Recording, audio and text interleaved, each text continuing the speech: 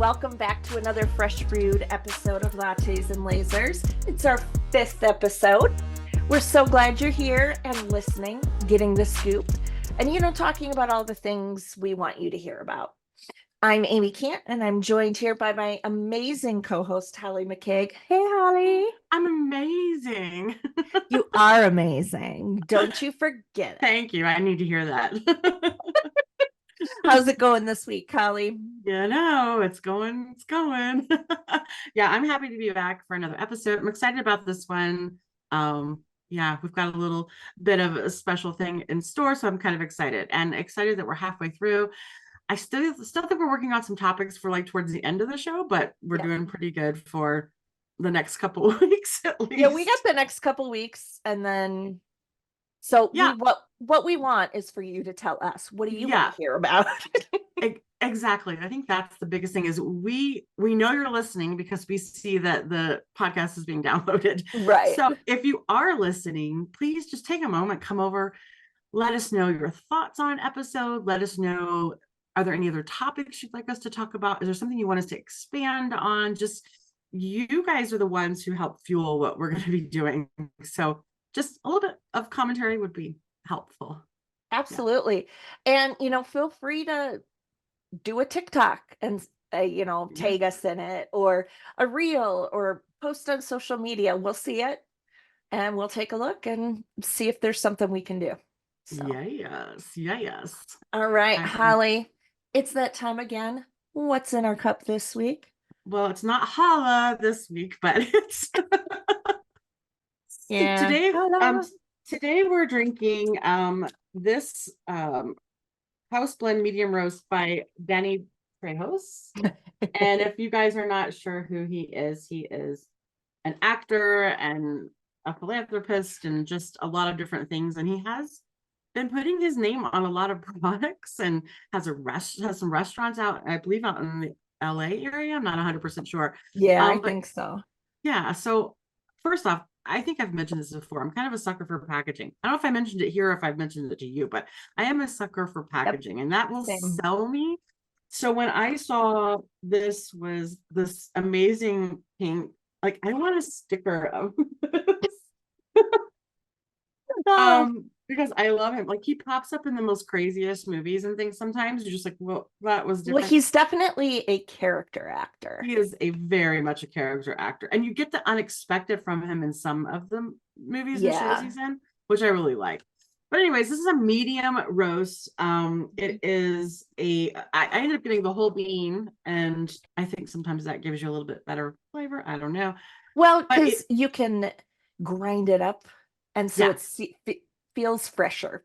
Yeah, it kind of releases all of those little flavors. Little flavor flavors. Little flavors. Anyways, these are from Mexico, El Salvador, and Colombia. The beans are. And they do roast everything in the Los Angeles area. So it states that it's kind of more of a full-bodied kind of flavor with a little bit of sweetness to it. It's pretty good. What are your thoughts, Amy? Yeah, I think it definitely has a lot of flavor. I can taste a little bit of that sweetness or almost chocolatey flavor. And definitely when you open the packaging and smell the beans, you can definitely smell some of those flavors, if that makes sense. Yeah. So I really like it. And I do need to tell a little story about making my coffee this morning. So clearly we learned last week that Amy doesn't always read directions and she rushes through things. It's true. Right. So this week I get up to go make the coffee. So I grind the beans and I go over to my Keurig and I take the reusable K-cup and I'm putting the coffee in there, stick it in, put my cup under, hit go, walk away to go to the bathroom. And I come back. And there is maybe half a centimeter of coffee in my cup. You put the water in the wrong thing? No, I forgot water. There was no water in the water tank. I was like, but there was enough water that just a little bit came out, and then I couldn't use that Yeah, cup yeah, anymore because it was going to be super weak. So then yeah. I had to go and grind more beans.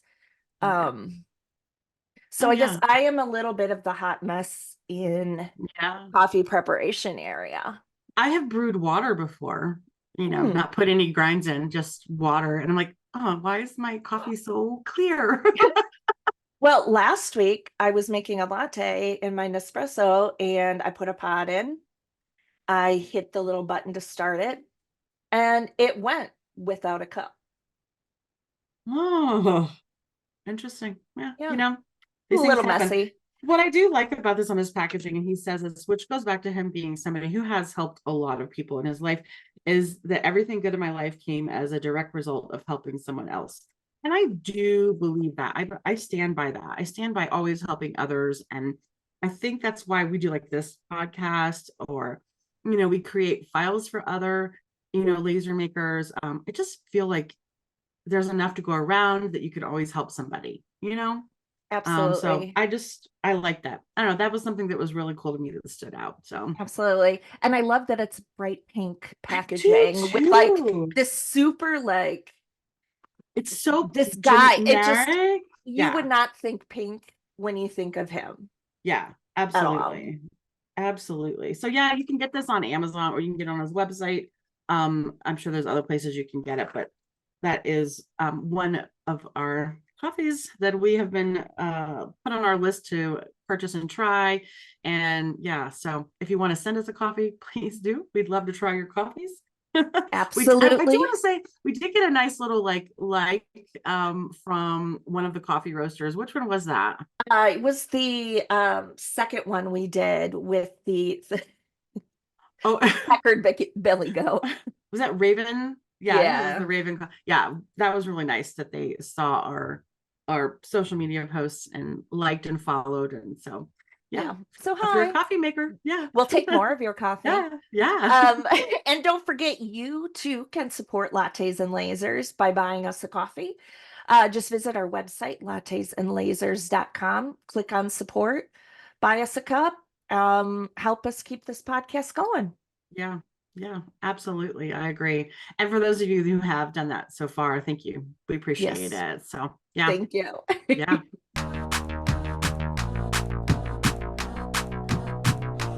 All right, so this week we do want to dig into a little bit of a technical side of the laser world. And we're going to be exploring some of those kind of funny hack jobs, I guess we've all done. At least you and I have done. I'm hoping other people have done them as well, because we want to hear more of those funny stories. But how it kind of relates to your machines, maintenance, setup, all that kind of jazz. But I'm excited because we do have a special guest today. Miss Amy, who do we have? Well, yes, this week we are joined by someone I know pretty well. It's my husband, Paul Ridenour. Hey, Paul. What's Hello. up, Paul? Hello. All right, we're excited. Yeah, I'm excited for this. Yeah, thanks, Paul. Thanks for joining us. So, we would love to know a little bit about your background and your experience with the laser cutters. I know I've followed your journey. You guys have started, and would love for you to share with our audience a little bit more about that. Sure. So I'm a career engineer. I work in staffing now, and throughout this whole process of Amy's maker's journey and me meeting Amy and us, building a life together and whatnot. And I saw her go on her maker's journey from, the cricket to, she had, worked with you and collaborated with you on other things, and you were getting into the laser space. And so for her birthday, not in 2023, but in 2022, I ended up buying her a K40 laser. And for those who don't know, K40 is like the builder basic Chinese laser. It doesn't really come with instructions even. You have to buy a separate control board if you want to use Lightbird on it, which is Oh, the wow. software that most of us even use. They're highly customizable. However, it's a lot of work. And You so kind they of have don't, to know what you're doing, right? yeah, it's not a plug and play thing at all. Yeah. And so in the beginning, we kind of went into it with a very open mindset of like, okay, well, we're gonna learn about this thing. So we had to learn about daily maintenance. We had to learn about um, just workarounds and how to make it work properly, even. Right. Cleaning, what actually works as good cleaner, what doesn't work as good cleaners, greasing, and a lot of the preventative maintenance things that, in my engineering background, I know of through in being in manufacturing. I've worked in manufacturing in different industries for probably 2/3 of my career overall. But it's those kind of steps that really help make your products look good and whatnot. Because like all that stuff, all the SE store, SEO, all the designing, I can't do it. Right. I just push the button, right? Right. He calls himself the chief button pusher in our Well, business. but you know what? Okay, when you say that, I think that degrades you because you are so much more than a button pusher, because you all learned from a machine that is not a plug and play, like the Glowforge, like the X tools, like any of those things. You had to learn all those ins and outs, and I think that benefited you. So you're way more than just the button pusher, you know. I like to undersell myself. I over deliver and undersell. It's Don't we all? Right. it's one of the things I teach in customer service all the time. You under promise and over deliver. Yes. Um, Yes. and so I undersell myself, and I understand that. But once we had the K40 kind of up and running, we were doing more. We wanted to get into a little bit bigger stuff and signs and a lot of the cute signs that we get complimented on all the time.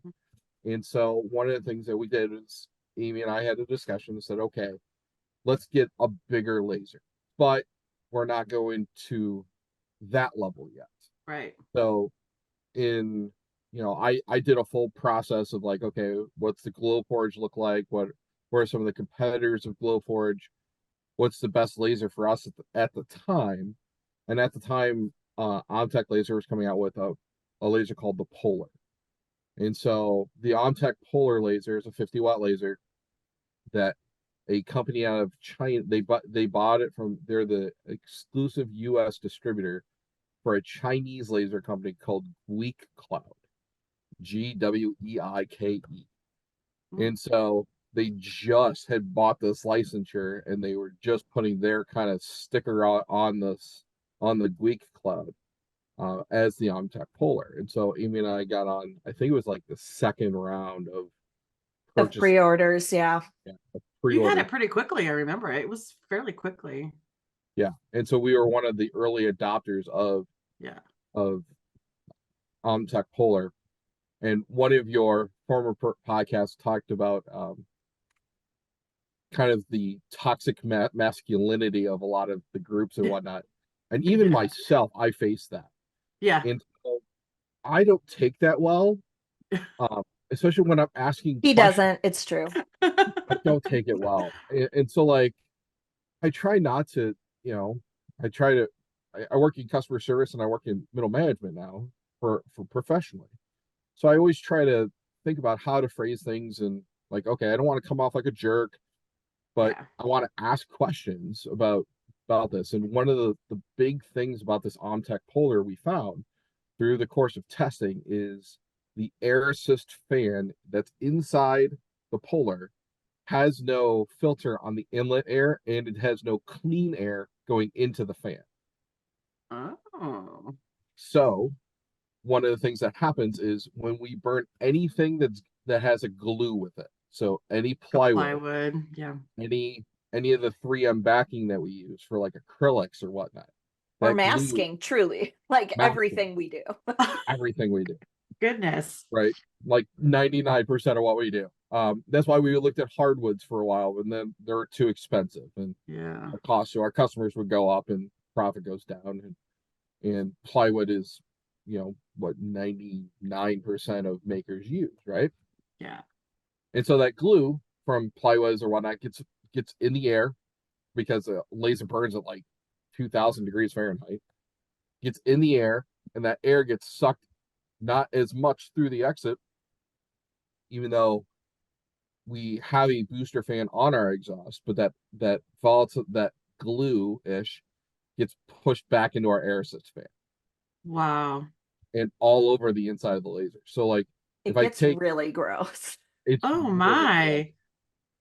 And so we have talked to Omtech numerous times, like, hey, my fan is screwed up. Can I get like 5 of them? And they're Oh like, my God. oh no, we'll send you a backup.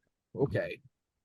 And then we get the backup, we install it, then 3 months later it's trashed again. We've had this laser 13 months. Yes. And imagine trying to get everything done and you just constantly are dealing with maintenance issues with it. That's just Well, eats into your productivity time. 1000%. And that's one of the things that, in my background about looking at how to make things efficient. It's one of my skills that I'm actually okay at. One of the things that we found is when the Omtech comes, it comes with a fixed lens in a nozzle. The lens is actually, they glue the lens into the nozzle. Right. We had to get away from this 1000%. And the only way we could get around it is the lenses are readily available through other vendors. However, the housing was not a commercial product at other places. Now it is 13 months later. But there was one guy in the Netherlands who is selling these nozzles, either the raw file that you can 3D print them yourself, or the actually 3D printed nozzle. He would sell you either one. The 3D printed was like $25. The plans were like 10. Best $10 we ever spent. Yeah. My brother has a 3D printer, so we were like, hey, can I send you this and I'll Venmo you some money? I need like 5. Well, I think that goes back to like the fact that that's where some good can come out of these communities when you guys are sharing things like this, and then you find somebody who creates a solution, so yeah. Oh, that seems like a lot. Right. And to deal the thing is about those communities, and part of my takeaway from them is when I was really struggling with this, I was like, look, I know what the issues are. Yeah.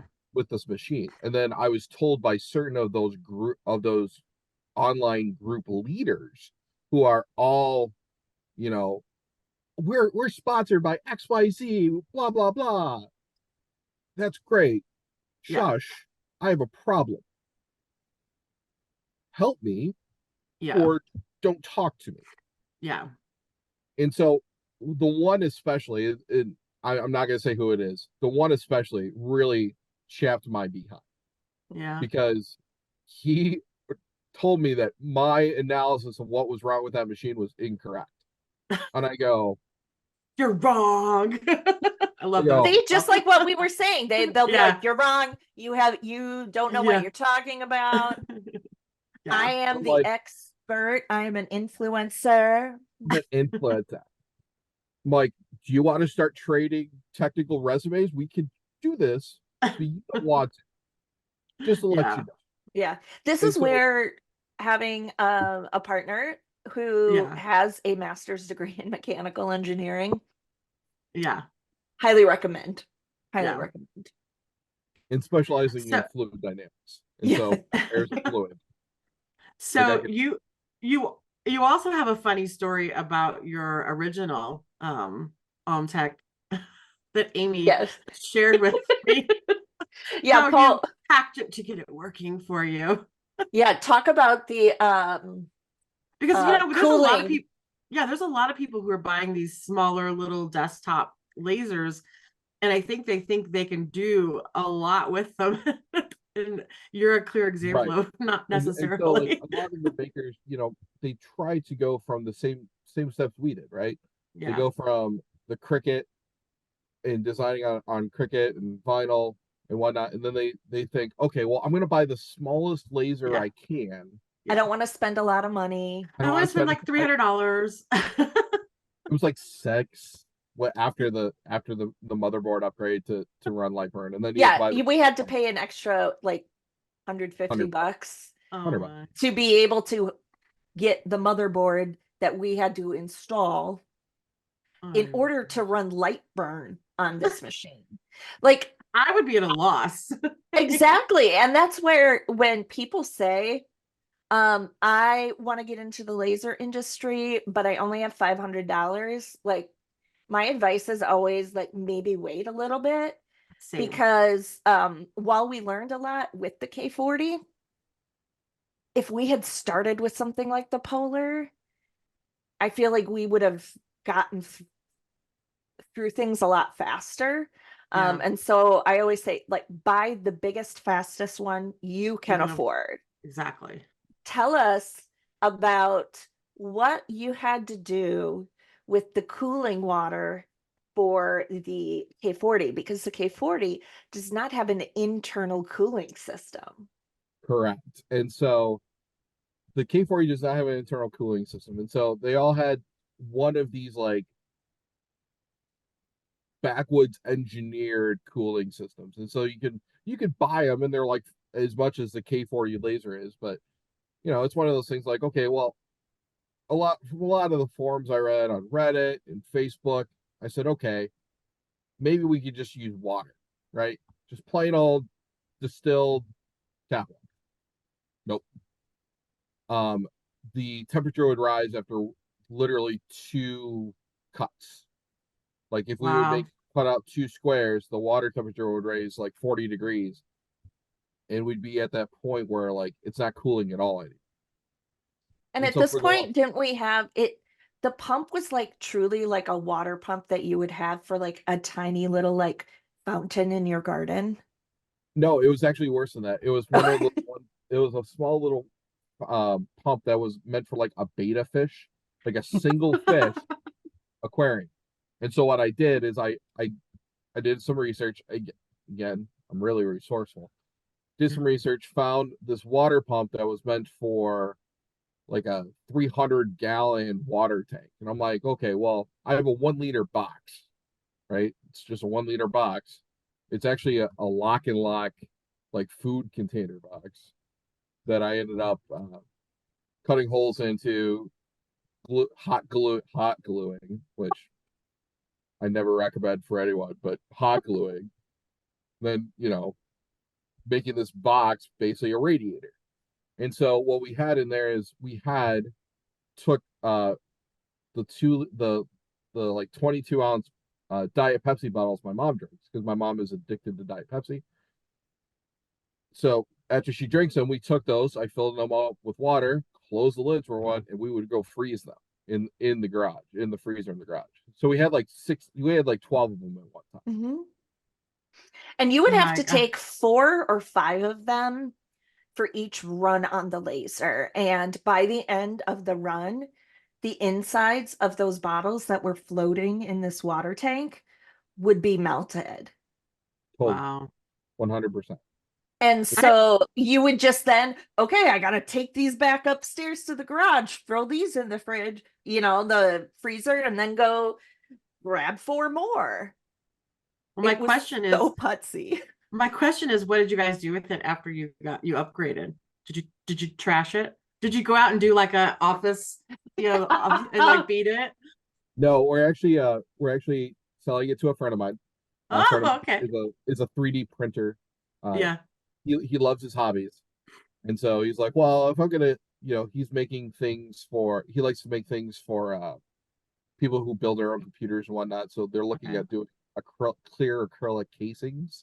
And so that will cut clear acrylic in the sizes he needs. Gotcha. So we're going to end up selling it to him. But, you know, with the Polar even, you know, with all of our issues with the Polar that we've had, you know, we've had issues with the K40. You know, we kind of solved those. We worked around them. Then we got the Polar. We're like, wow, this is great. And then, oh, crap, I have to clean this lens or else I'm going to basically pop the lens out of this metal housing, and melt it, which is not good, by the way. Oh yeah, we've definitely melted some housings. Well, I think you and I had a discussion once where you said like, yeah, why don't you have backup lenses or mirrors or lenses or something? And I remember saying to you, I don't think I've ever changed it in my Eon Mirror 9 because I just don't need to. You don't have, like, and you're like shook. What? Like, I mean, I have an extra, but I really haven't had to. So It's 'Cause funny.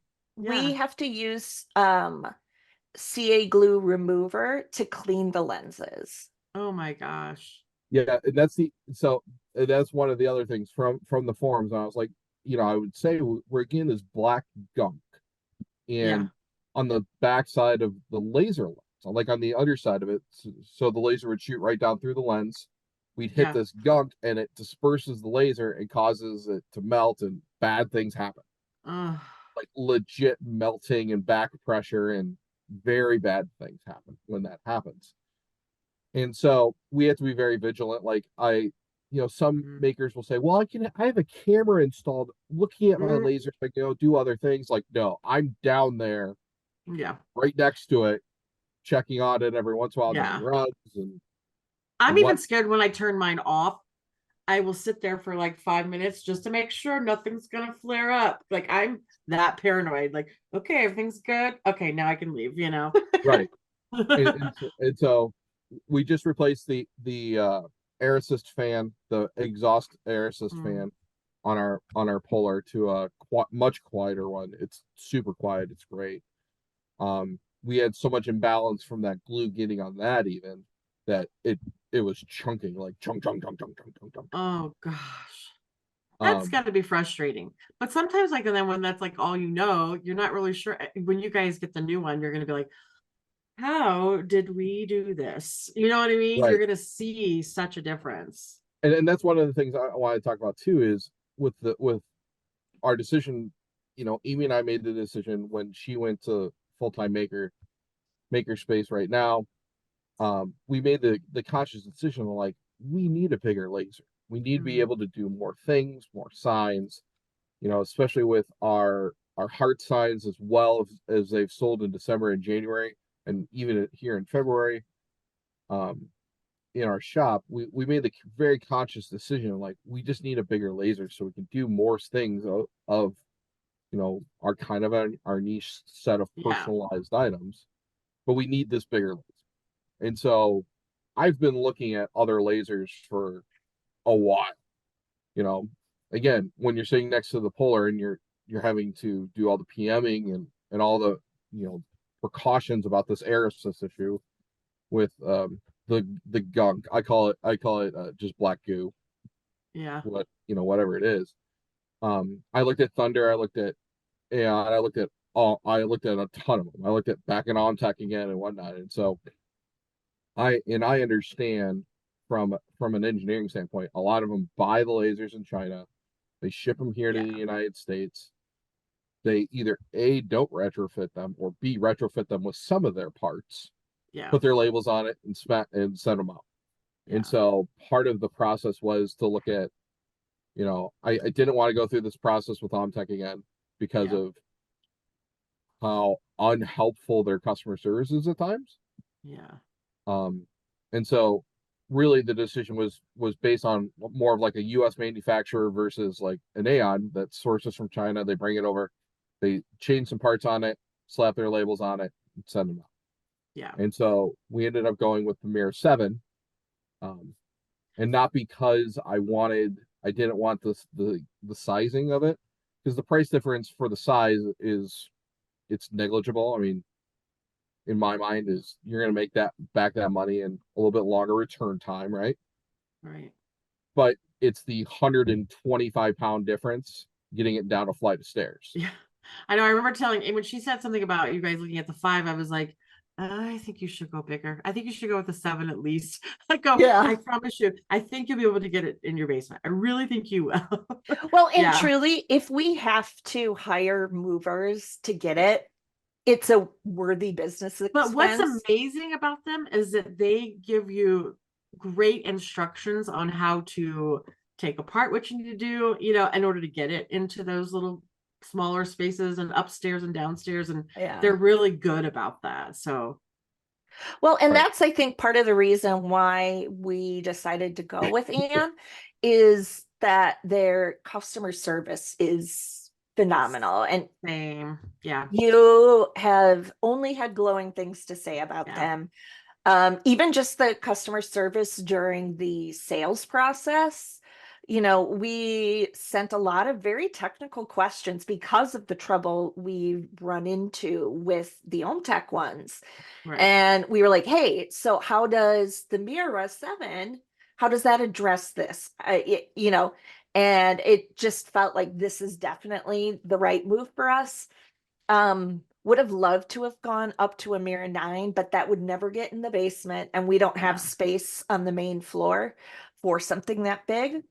Yeah. And I think we could have got it in the basement, but the amount of people it would have taken with the 125-pound difference, now that's a different story. Because we did. So for those, I'm actually a bowler as well. And so when Amy and I moved here, I said, hey, by the way, honey, I have a 600-pound bowling ball drill press. I'd like to go put it in the basement. She goes, are you hauling it down? I said, no, absolutely not.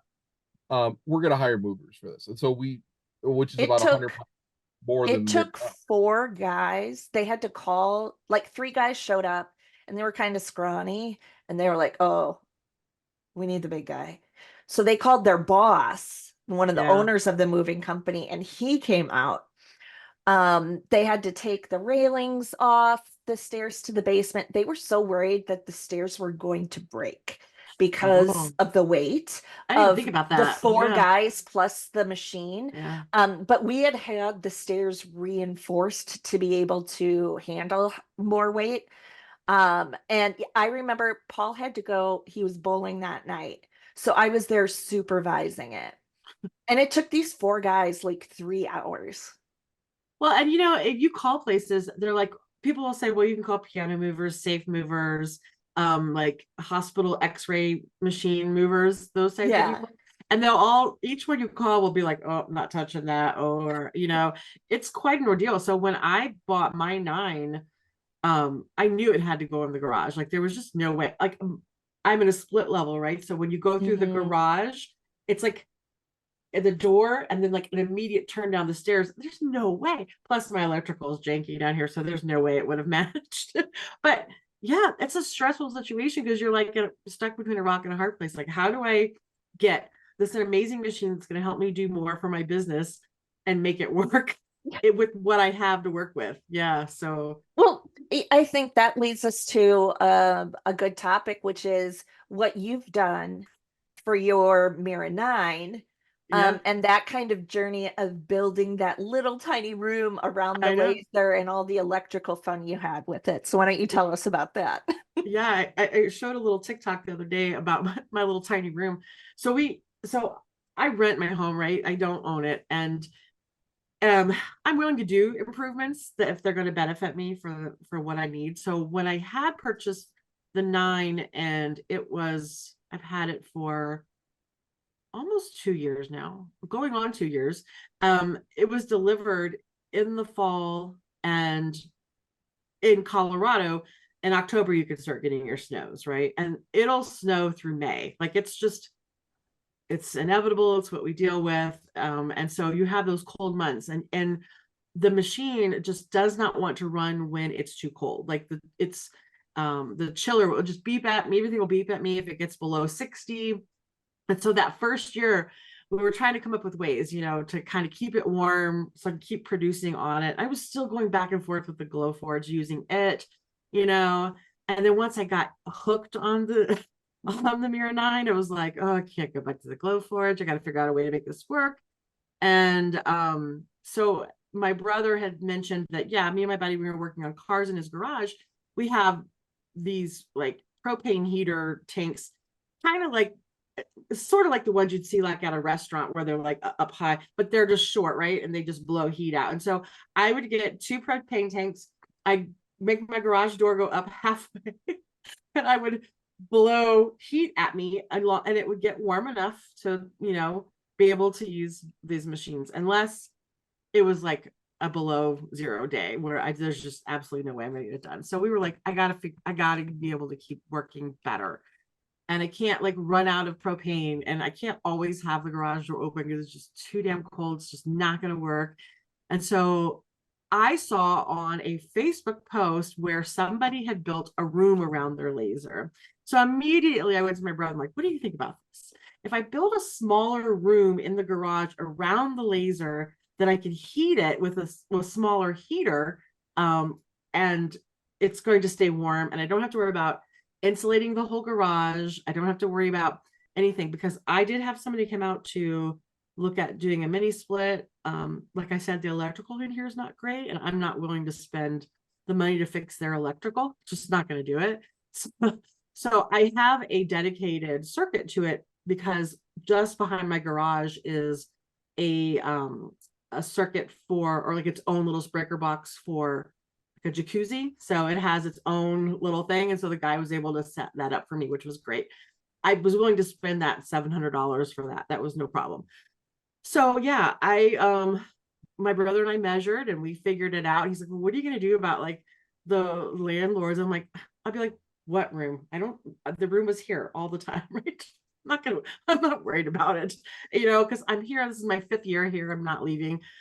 So yeah, I priced everything out. It was under $1,000 to have all the materials. That was the drywall, the insulation, the 2x4s or whatever you use to build 4x whatever. I would just 210, studs. whatever it takes. Yeah. Yeah. And the heater. So the heater I purchased is like a wall radiator heater. So it plugs in, but it radiates heat, doesn't blow heat or anything like that.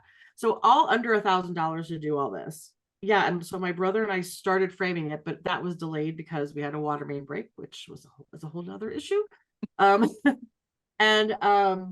followed by a gas leak. Followed by a gas leak, thanks to the plumbers. Yes, that was fun. So yeah, it's nothing like evacuating the whole end of the cul-de-sac, on a day. That was fun.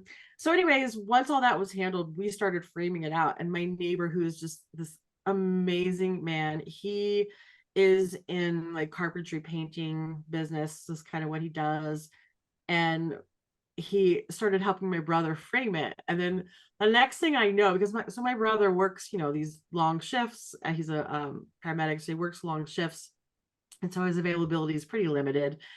And I thought, I'm not going to get him back here to help finish this. Next thing I know, my neighbor is drywalling everything by himself, and hanging the door. I had to take my mom to a doctor's appointment. When I came back, he had not only finished everything, he cleaned the whole front of the garage and swept it all. Put my light in there, turned it on. He goes, it feels warm. I'm like, yes, it feels warm. This is amazing. And it does. It keeps it, I can get it up to 80 degrees in there and use it for what I need. Sure, if there's a problem, I'm going to have to take the wall down in order to get it out, but I can turn it and I can get to the back of it. I can clean, I can change my chiller water and do everything. But sometimes you got to do what you got to do to make your material. I love that you just built the room around it. There is no way to get it out without taking down a wall. No. And I thought about buying French doors, but I need much of these like we have Habitat. The Restore. Yeah, we have a couple of those and some other types of like generic brand ones. And I looked for French doors and stuff, thinking that would be better, but it just cost wise was a little bit much. So I ended up throwing my neighbor like 2 cases of Modelo and like $600 because I could have never done that myself. And he got it done before the cold really hit. And the busy Q4. I was like, how many ornaments do you need this Christmas? I will be making for all of your people. I will do it, whatever. I mean, they're the nicest people. They really, really are. So I feel grateful for that. But yeah, because I don't think people realize what you have to do in order to keep your machines running. Like just with you all with like having to put water, like frozen bottles in your chiller. And, I'm out here like trying to I got propane tanks blowing and. And didn't you run into some issues with the heater you had? Okay. Oh, yes. So something I did learn is if you are running a heater, you cannot have it hooked up to a surge protector because you will burn the outlet, which I did.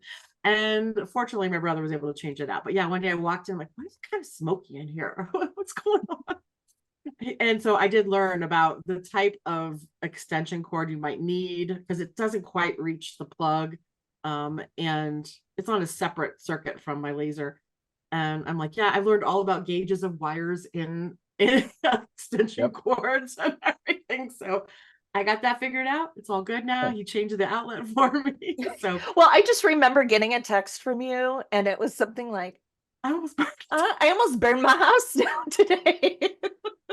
Did you know you can't just plug a space heater into an extension cord?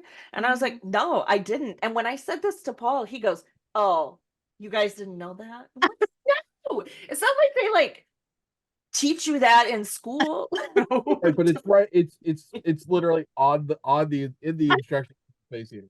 Who reads that stuff? I don't read. Instructions.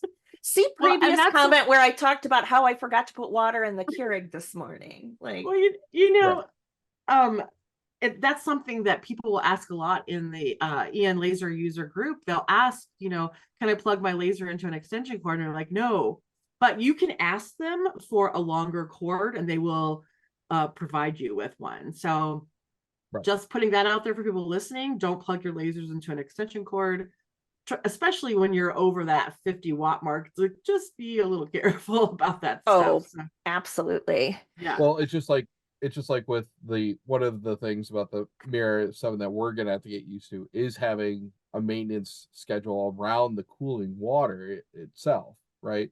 So the Polar has antifreeze in its system and it's self-circulating. So it's self-storing and self-circulating all the time. But it's like a antifreeze.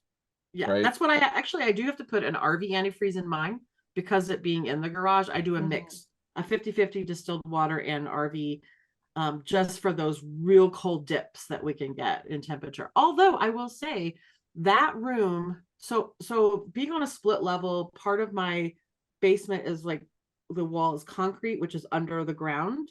And then it insulates pretty well. So that room, if I don't have the heater on and it's like a below 0 day, it'll be like 35-40 in there, which is not bad. So, but yeah, having to have the antifreeze, and a lot of people ask that question as soon as it gets cold. That's one of those questions that gets asked over. What do I do about my laser when it's like gonna be 40 degrees? I'm like, girl, I wish it was 40 degrees here. It's like 10, Right. you know?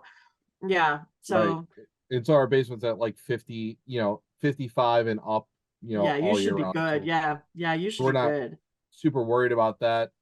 There's another technical question I'm going to actually email Aon about, because I saw somebody else. One of the things that I've been researching about is the external air assist because I'm also lazy at times and I don't like masking. Yeah. And so for the air assist for the cutting, we're looking at we actually bought a separate air compressor. Did you guys buy the California, the low noise one?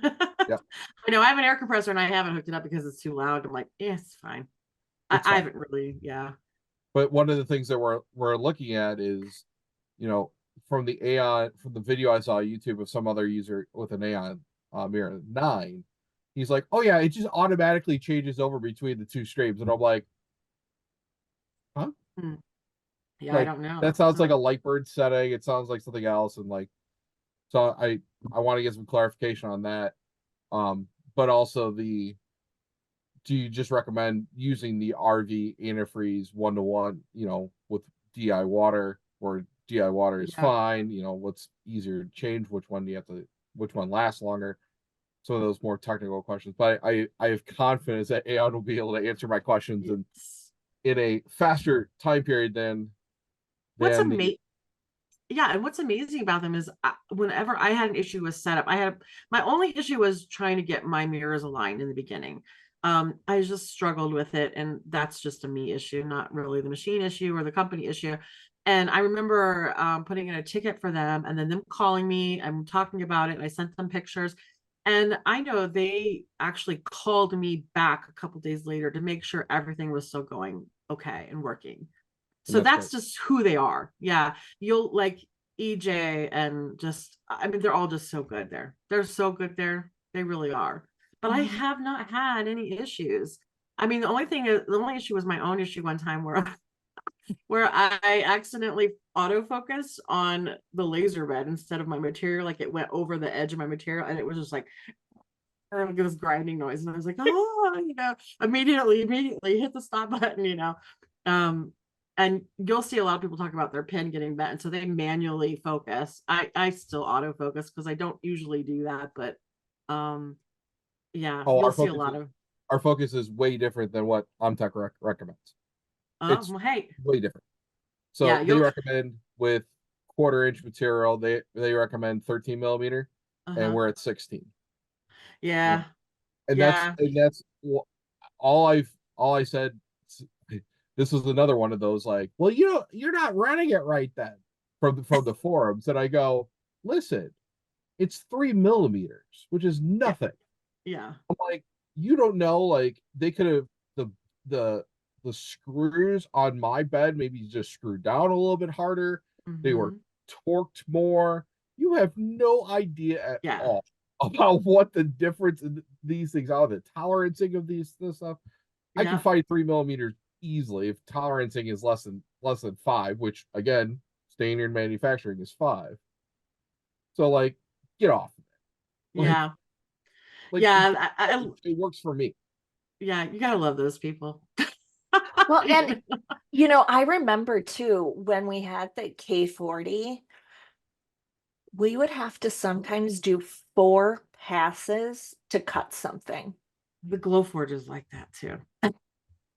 Like, no. I mean, Yeah. do you know how long it took us to cut an ornament? Oh, I can't imagine how you got Like, through the holiday season like I, those. 'Cause you I were truly busy. don't know. I don't, I never could, we never could have done what we did this past holiday season with the K40.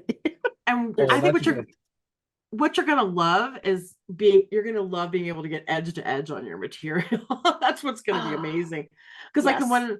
when I don't know what it was. I think it was something where maybe my mom was like, well, I know we're really busy and you're cutting out there. Maybe I can cut some stuff on the Glowforge. And I'm like, no, because we're gonna lose like all these like I don't know, half an inch all the way around or something like on my material. camera.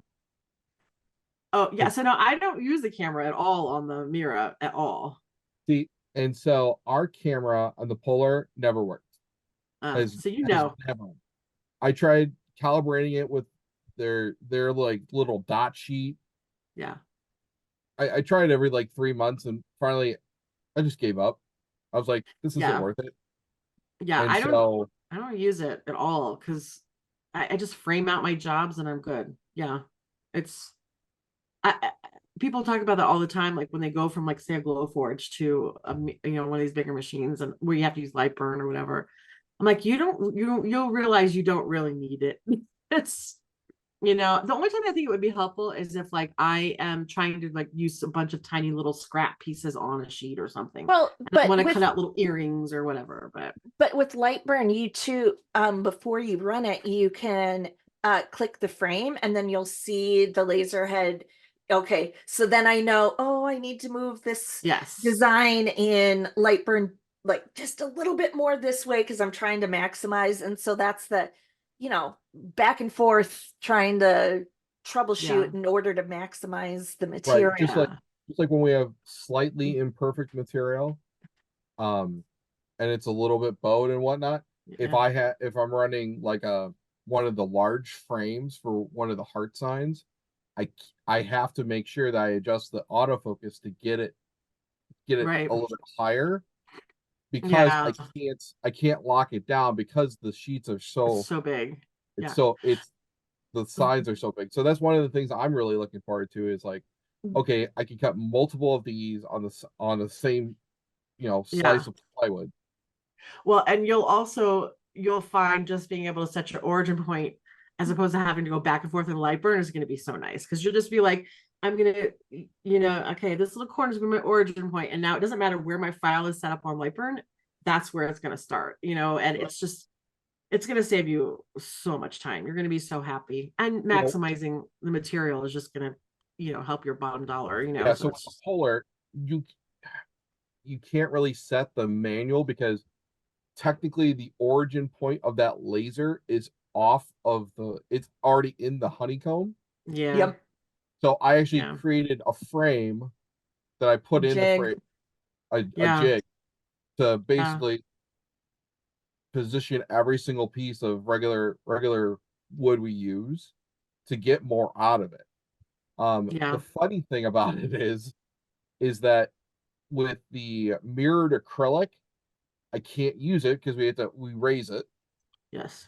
So we raise it up so we don't get the splash burn back, because again, that's another issue. And so I have like little lines on my riser pieces, like where this should be at, but I don't know for sure like Yeah. exactly where it's at.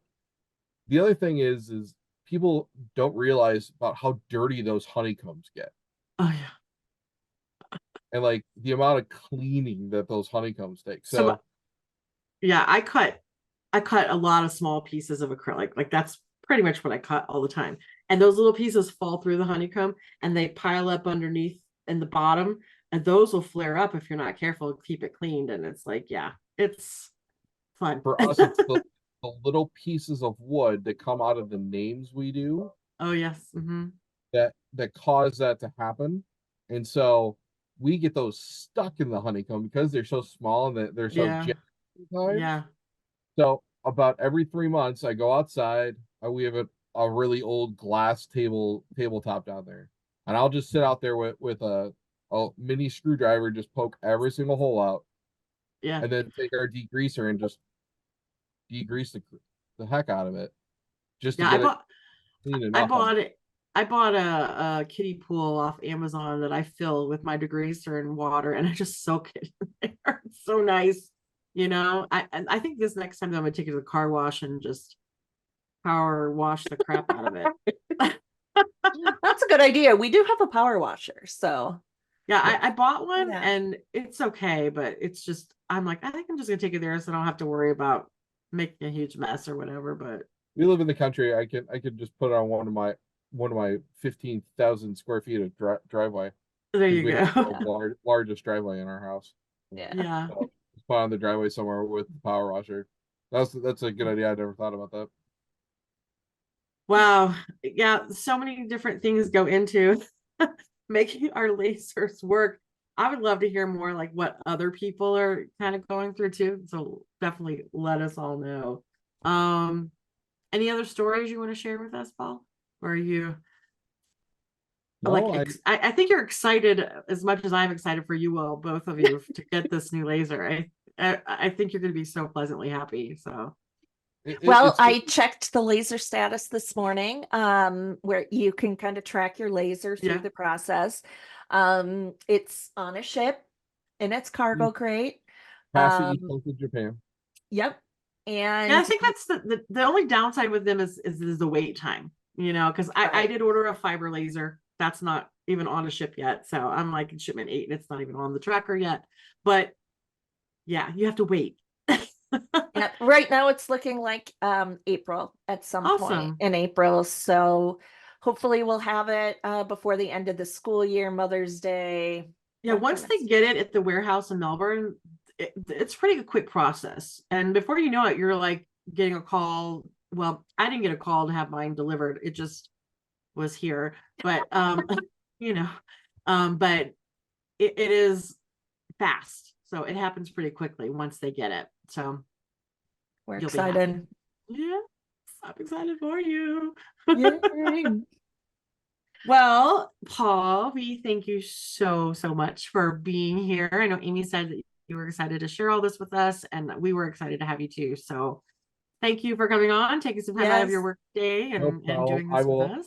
I will, I'm happy anytime you want to have me and answer technical questions. Feel free. Yes. I do have one later. I might have to ask you for a whole different type of machine, but I'll do that off the That's fine. record. I was like, I should ask Amy's husband about this, but yeah.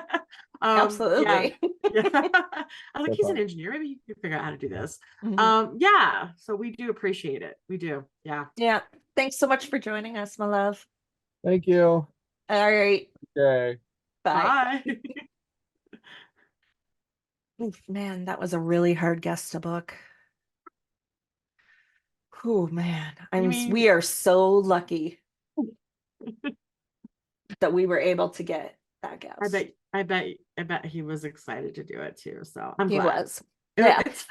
it's fun hearing other people's stories because Mhm. sometimes I don't think people are honest about the realities that they're facing with their lasers, but it's nice to hear it, Right. Well, and again, because he is the engineer by trade, he's thinking through all these different ways to solve some of Yeah. the issues we've had with our lasers. And I don't think the normal run-of-the-mill hobbyist is going to be able to do some of the things that No. he had to do to make Yeah. our laser work and not be a hazard. And I just don't think any, Well, I mean, someone who's getting one for Christmas, you're not gonna know. No, I mean, we already see those people can't even understand how a laser file works. And so I can't even Right. imagine trying to like go through those types of technical issues or trying to figure it all out. But just sharing these stories, I think, can help those of us who are kind of a little bit technologically advanced. I like to think I am until I run into an issue, but Yes. yeah. Well, I think that wraps up another hopefully insightful episode of Lattes and Lasers. We hope you enjoyed diving into the world of technology with us today. Whether you're a laser newbie or an experienced maker, we hope today's episode has left you feeling inspired and informed. Yeah. And also, don't forget to subscribe to us. You can find us wherever you get podcasts, like Apple Music, Amazon Music, Spotify, iHeartRadio, all those things, so that we can be sharing more about all the fascinating things about maker business, life as a business owner, laser technology, that kind of stuff. So next week, though, I do think we can share what we're going to talk about next week. I think so. Yeah, we're going to go into the importance of having like an email list and a landing page that is SEO friendly and helpful to you as a business owner. Amy has a lot of experience as a WordPress developer. And I think it's something that people kind of, struggle with. Like, should I have a website? Should I have just a landing page? How do I get an email list? And so, yeah, we're gonna do that. We think it's a good topic we should cover. So, yeah, come listen to us next Wednesday when we go over all of that. Yeah. All right. Well, it's time for another cheesy sign off, Holly. Are you ready? Ready? Okay. From the beans to the beams, it's been a pleasure brewing creativity with you. Until our next cup, stay inspired and stay caffeinated. All right. Cheers, everybody. Oh, cheers. All right. We'll talk to you guys next week. All right. Bye-bye.